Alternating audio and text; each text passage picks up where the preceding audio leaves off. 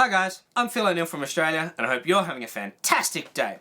Today I'm going to start learning music or working on music with you guys. So I noticed that this channel has mostly been focused on fundamentals, so I decided we're going to start learning some music.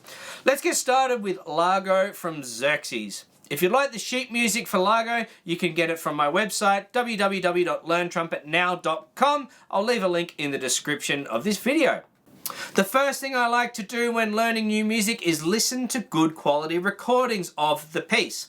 So go grab the sheet music from my website, the link's in the description, go and have a listen to it on any of your favourite streaming services, right? I'll leave links in the description for them as well, and then come back to this video and we can talk about how I approach it. This piece is at the start of an opera, and the general vibe is Xerxes, who is the main character of the opera, is sitting under a tree on a beautiful day and just enjoying how nice the day is and how nice the shade is.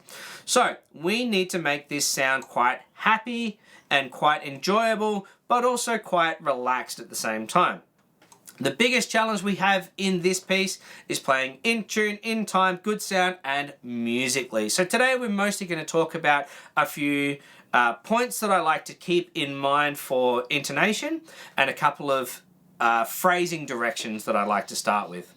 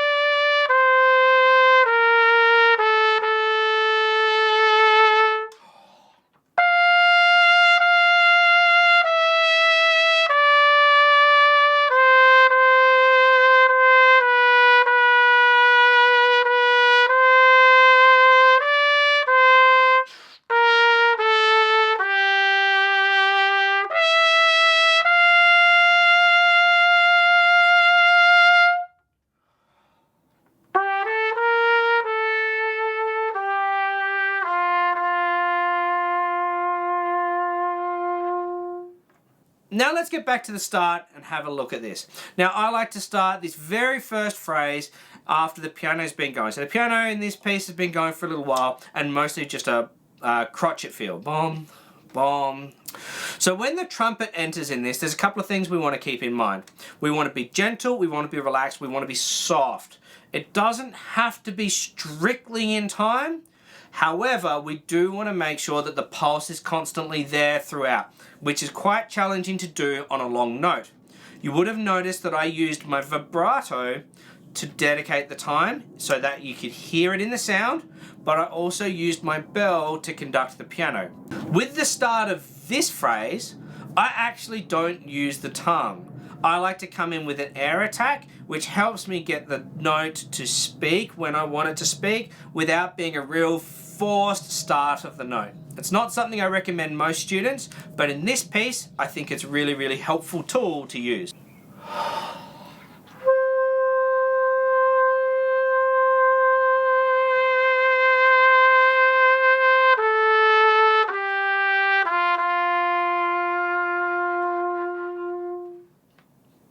The opening phrase is actually in three parts. We play our part, which we then need to pass off to the piano. The piano then continues on the phrase and then passes back to us to finish the phrase. I'm going to play the full first phrase, and keeping in mind I'm going to be listening to what the piano plays in those 2 bars of rest, and then I'm going to continue the phrase to finish it off.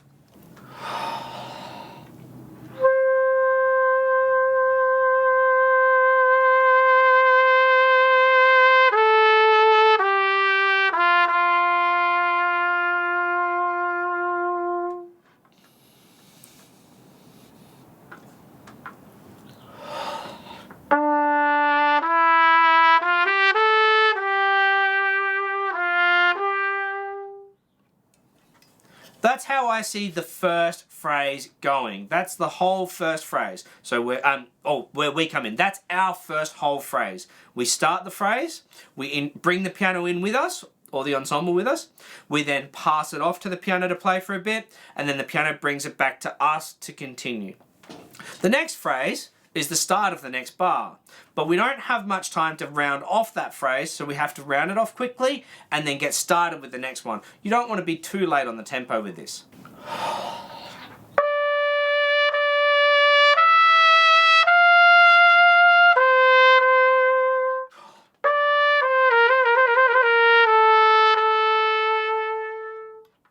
This is only a short phrase. You'll notice that I'm bringing the dynamic level up a smidge, even though it's not written. I'm then crescendoing through to the end of the second bar of this phrase just before I start the trill. Then with the trill, I start on the note above and come down to the note that's written. And I start the trill slowly and I gradually get it a little bit faster before I palm off to the next note to resolve it. Have another listen.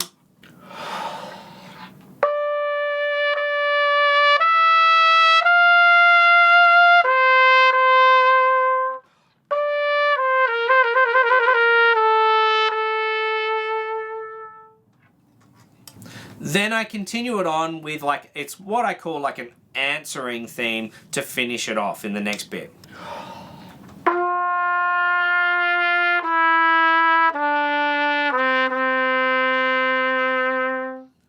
That little section is actually finishing that small phrase that we played and starting the next phrase, because you'll hear it here. I'll play the next phrase.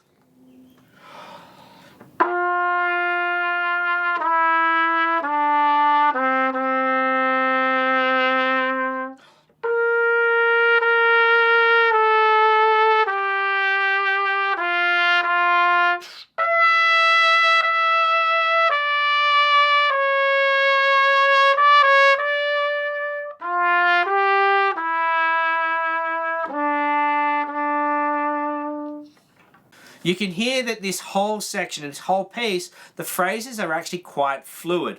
So that means that we need to pass off part way through the phrase to the piano, and the piano needs to pass back to us part way through the phrase. But also, it also means that some of the phrases, when they finish, the finish of one phrase is also the start of the next phrase. I'm going to go back and play all of that section. Have a listen to how I actually phrase and shape each section. I use dynamics, so gradually getting louder and softer. And I also use step-up dynamics, so where I go from like a piano through to a mezzo piano to highlight a change in the phrase. And I also use a little bit of tempo and as well to help the phrase. So I might get a little bit faster as I start the phrase and then come back a little bit with the speed as I finish off the phrase.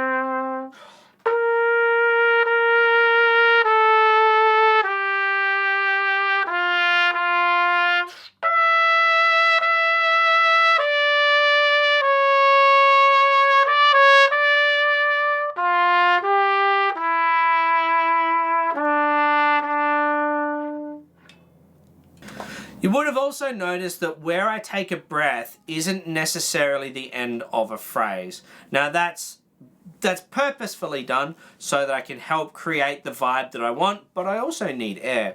If I didn't need air, I'd probably play that whole section almost in one breath, maybe two breaths. This next section here, we want a slight change of character. So on the concert B flat in this next bit, I'm going to back off the volume quite a lot and almost kind of start again. But I'm going to grow quite quickly because where the poco ral's written and that pause, that is the peak of the entire piece. So it needs to be the loudest, the best sound, the most in tune.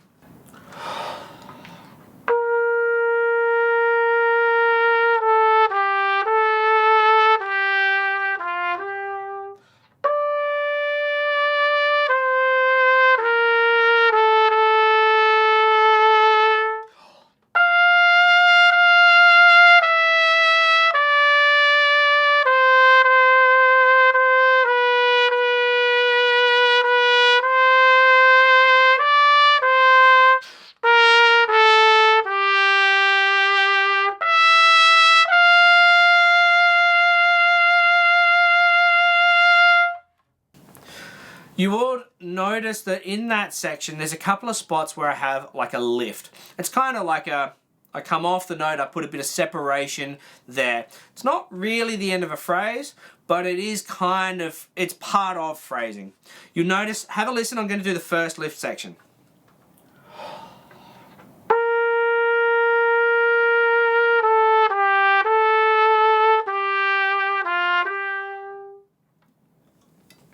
So that's where the first lift goes. Be mindful, just because we're playing slow, you need to have rhythmic integrity. Quite often when we play slow, people think that they can be fluid with the tempo. That's not the case. We still need to be deliberate with our rhythms. You notice in this bar, in bar 36, I've got the dotted rhythm. So I've got dotted quaver to semiquaver, or dotted 8th note to 16th note if you're one of my US friends. I'm very deliberate with where the placement of that semiquaver is.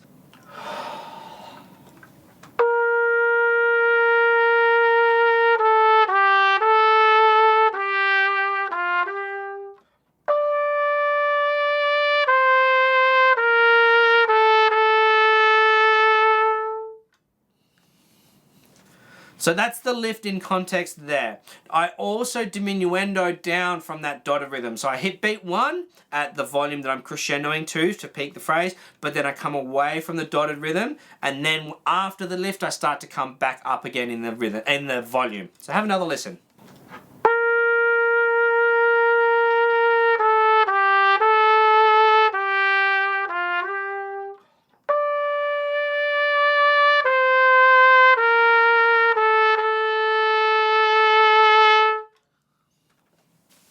Now this time, instead of coming away in the dotted rhythm, I'm actually crescendoing through, because when I get to bar 39 or measure 39, that's when I want to step up in a volume and I want to keep this crescendo going all the way through to bar 44 or measure 44, because that is the absolute peak of the piece where we're enjoying it the most. I'm going to go back to the start of this section that we're working on now in bar 34 and go all the way through to the end. Have a listen to the shape, the phrasing, the dynamic, the lift, and how much attention I pay to the rhythm for the dotted rhythms.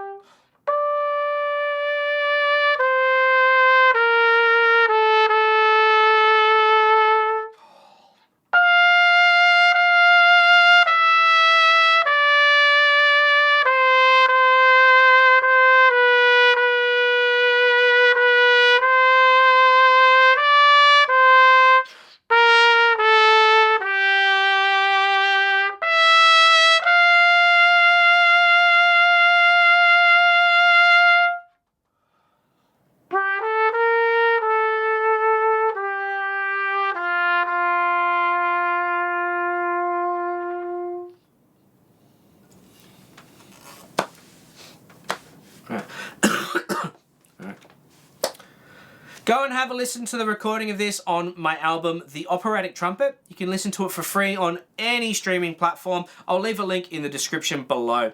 You can get the sheet music from my website. There's also a link in the description. Next week, come back and I'm going to work on Softly Awakes My Heart. This is also on my album and one of my favorite pieces. We're still talking about phrasing, but there's a bit more technical in this one next as well. If you'd like to support this channel, please go and listen to my album, The Operatic Trumpet. It's available on all streaming services. I'll leave a link in the description. Completely free to listen to.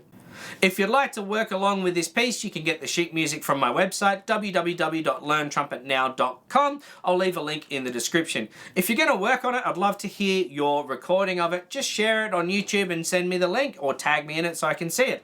Love to hear how you guys are going. Hit that subscribe button, give us a thumbs up if you enjoy it, and share if you've got any friends who like playing the trumpet. As always, I'm Phill from Australia, and happy practicing.